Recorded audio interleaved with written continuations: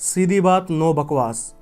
अगर आप किसी क्षेत्र में कोई महत्वपूर्ण कार्य करना चाहते हैं या सफलता पाना चाहते हैं तो आपको बात बात पे बहाना बनाना बंद करना पड़ेगा। किसी महान इंसान ने एक बहुत ही शानदार बात कही है कि लोहे में जंग लगने से बेहतर है कि वो घिस जाए।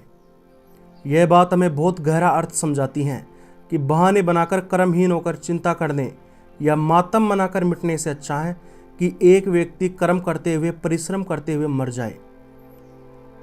आप सफल और असफल व्यक्तियों का अध्ययन करके देखना, आपको पता चल जाएगा कि असफल व्यक्ति को बहाने बनाने की बीमारी होती है, या सीधे शब्दों में कहा जाए तो पता चलता है कि असफल होने वाले व्यक्ति असफल हो जाते हैं क्योंकि वो लोग हर कठिनाई का सामना करने के बजाय उससे बचने का बहाना ढूंढ लेते हैं, और सफल व्यक्ति बहाना बनाने के बजाय प्रॉब्लम के सॉल्यूशन पर ध्यान देते हैं क्योंकि वो जानते हैं कि हर समस्या का एक समाधान निश्चित रूप से होता है।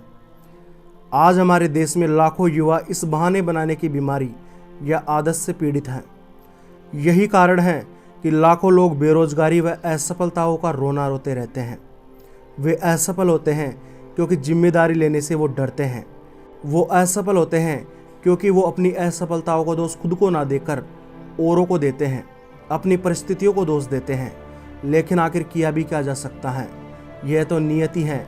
यह शाश्वत सत्य है कि जीवन में कब कौन सी परिस्थिति हमारे पास आ जाए यह हमारे हाथ में नहीं है।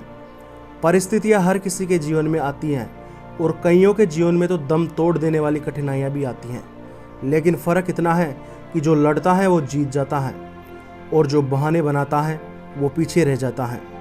और कई सफल लोग जैसे संदीप माहेश्वरी, सचिन तेंदुलकर, अरुणिमा सिन्हा, सूरदास जी, हेलेन केलर इत्यादि का अध्ययन करने से हमें पता चलता है कि परिस्थितियों को चूज करना हमारे हाथ में नहीं होता है, लेकिन आप संघर्ष को चूज करते हो या बहाने को चूज करते हो, ये आपके हाथ में है। The great motivational speaker Sandeep Maheshwari और क्रिकेट के भगवान कहे जाने वाले सचिन तेंदुलकर को तो आप सब जानते हैं, लेकिन आपको बता दूं, सूरदास जी और हेलेन केलर ये दोनों जन्म से अंधे थे, लेकिन आज भी इतिहास इनका नाम दोहराता है। क्यों?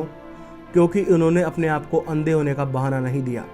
इन्होंने ये शिकायत कभी नहीं की कि हमारे पास आंखें नहीं हैं, बल्कि इन्होंने उन चीज़ों का शुक्रगुजार किया जो भगवान ने इन्हें दी हैं। इन्होंने बहाने बनाने की जगह संघर्ष करने को चूज किया। यह बहाना बनाकर हाथ पे हाथ रख के नहीं बैठे कि हमारे पास आंखें नहीं हैं, हम देख नहीं सकते, बल्कि यह सोचकर आगे बढ़े कि हमारे पास और क्या क्या है। प्रत्येक व्यक्ति सफल नहीं बन पाता क्योंकि प्रत्येक व्यक्ति अपने बहाने बनाने की आदत को दूर करने का प्रयास नहीं करता। मोटे तौर पे देखा जाए तो लोग 4 प्रकार के बहाने बनाते हैं। पहला, सेहत का बहाना। अरे यार, मैं क्या करूं, मेरी तबीयत ही ठीक नहीं रहती। अगर मेरी तबीयत ठीक होती तो मैं भी मेहनत करता और सफलता प्राप्त करता।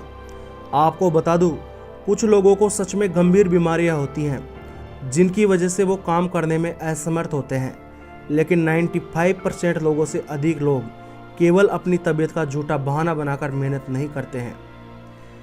एक डॉक्टर से पूछताछ करने पर उन्होंने बताया कि इस दुनिया में पूर्ण रूप से स्वस्थ व्यक्ति कोई भी नहीं है। सबको कुछ ना कुछ स्वास्थ्य संबंधित परेशानियां रहती हैं, लेकिन अधिकतर लोग अपनी काल्पनिक बीमारियों का बहाना बनाते हैं जो कि हकीकत में मौजूद ही नहीं होती हैं। आपको मैं एक 30 साल के युवा का उदाहरण देना चाहूँगा जिसे दिल की कोई बीमारी नहीं थी, लेकिन वह कई बार दिल की जांच कराता तथा जांच सामान्य होने पर भी उसे यही लगता कि जांच में कुछ गड़बड़ है, जबकि देखा जाए तो वह सोच सोचकर अपने अंदर बीमारी पैदा कर रहा था। आपको प्रेरित करने के लिए मैं आपको उन 2 मरीजों के बारे में बताना चाहूँगा जो मधुमेह है अर्थात डायबिटीज की बीमारी से ग्रस्त थे, लेकिन इन दोनों मरीजों के सोचने के तरीके में जमीन आसमान का फर्क था।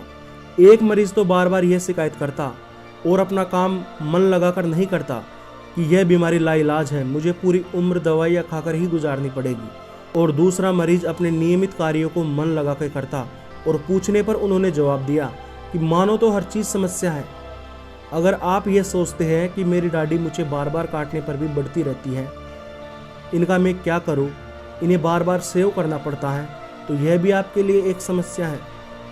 लेकिन अगर आप यह सोचें कि मुझे डायबिटीज़ है इसके कारण मुझे इंसुलिन की इंजेक्शन तथा दवाइयाँ खानी पड़ती हैं, तो यह भी एक समस्या नहीं है। आगे पूछने पर उन्होंने बताया कि मुझ में और स्वस्थ व्यक्ति में केवल इतना ही फर्क है कि स्वस्थ व्यक्ति को इंसुलिन के लिए ट्रीटमेंट नहीं लेने पड़ते और मुझे स्वस्थ रहने के लिए इंसुलिन के ट्रीटमेंट लेने पड़ते हैं, वरना मैं भी तो एक स्वस्थ व्यक्ति की भांति कार्य कर सकता हूँ। अब आप सोच सकते हैं कि दोनों मरीजों की एक ही प्रकार की समस्या होने के बावजूद भी एक व्यक्ति बहाना बनाता है और दूसरा व्यक्ति अपने काम में लगा रहता है।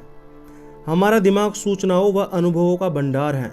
अगर आप बहाना बनाने के बारे में सोचेंगे तो ये आपको किसी काम को ना करने के हजारों बहाने बता देगा, लेकिन अगर आप इससे पूछेंगे कि मैं इन हालातों में भी अपना कार्य जारी कैसे रख सकता हूँ, तो यह आपको काम करने के तरीके देगा। आप बहाना बनाना चाहते हैं या तरीका अपनाना चाहते हैं, यह आपके हाथ में है। आप अपने विचारों का प्रयोग खुद के विकास में करते हो या विनाश में करते हो, यह चीज़ पूर्णतः आपके हाथों में होती है। दूसरा बहाना, बुद्धि की कमी।